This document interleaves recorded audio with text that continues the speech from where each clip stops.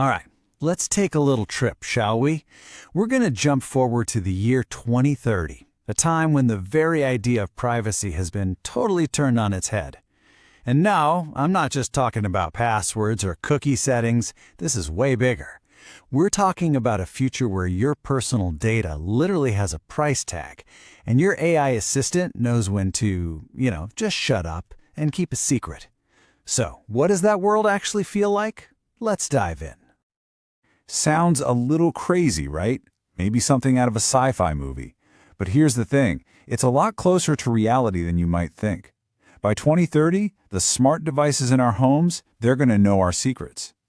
The real challenge won't be stopping them from listening in. It'll be deciding who they're allowed to share those secrets with.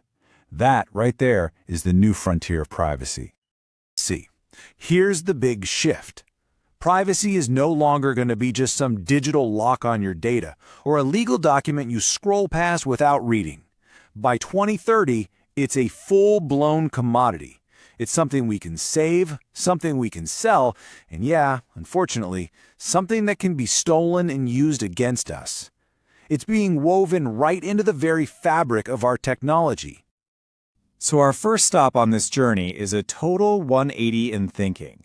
We're moving from a world where privacy was, let's be honest, kind of an annoying afterthought, to a world where it's a genuine, powerful, competitive advantage. For years, privacy has been treated like a chore, right? A box some lawyer has to check on a compliance form.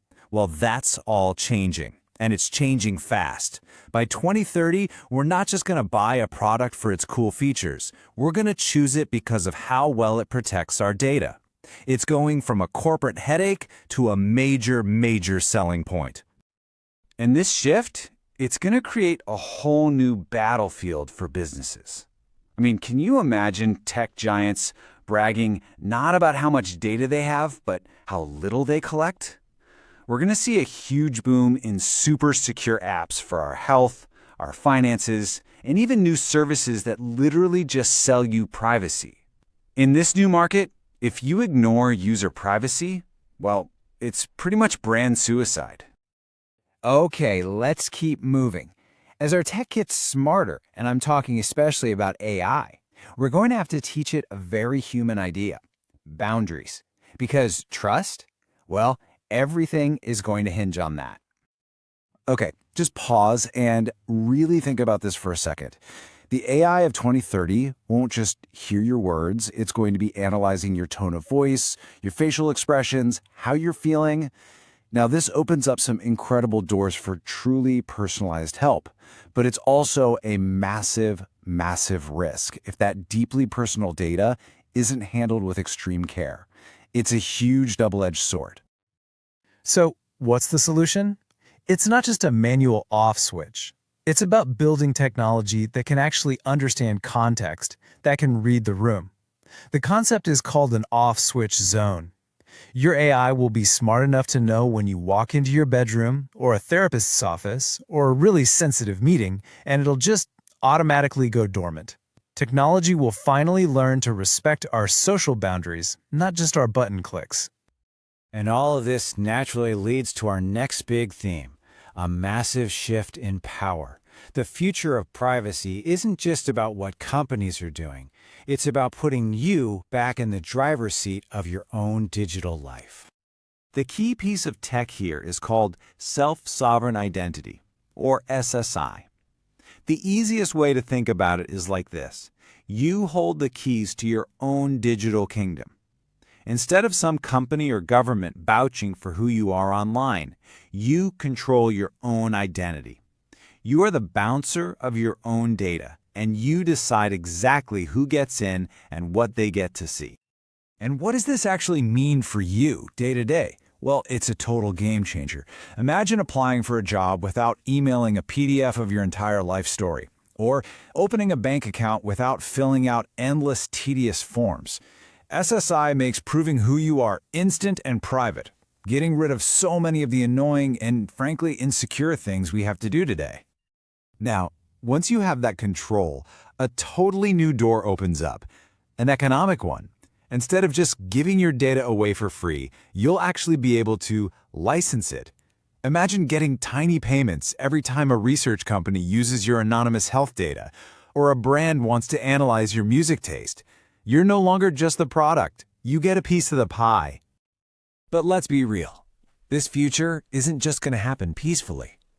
Our next stop is what I'm calling the new data battlefield, a constant tug of war between ever-expanding surveillance and the new technologies fighting back.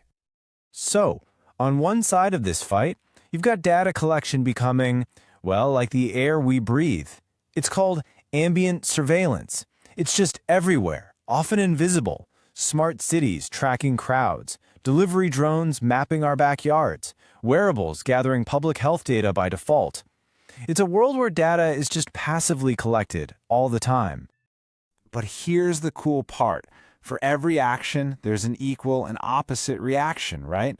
This is where resistance tech comes storming in.